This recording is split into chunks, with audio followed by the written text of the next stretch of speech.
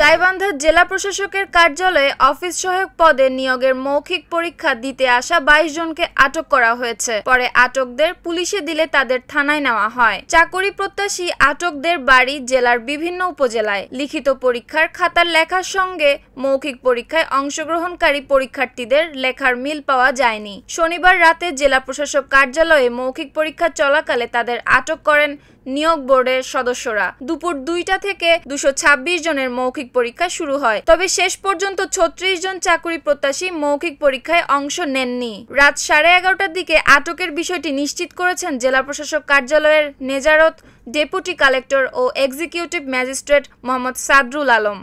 লিখিত পরীক্ষার খাতার লেখার সাথে মৌখিক পরীক্ষায় অংশগ্রহণকারী পরীক্ষার্থীদের লেখার কোনো মিল পাওয়া যায়নি। তারা ভাইভা বোর্ডের সামনে স্বীকার করেছে তাদের পরিবর্তে অন্য কেউ প্রক্সি পরীক্ষায় অংশগ্রহণ করেছিলেন, অর্থাৎ প্রকৃত পরীক্ষার্থীর পরিবর্তে অন্য কেউ পরীক্ষায় অংশগ্রহণ করেছে।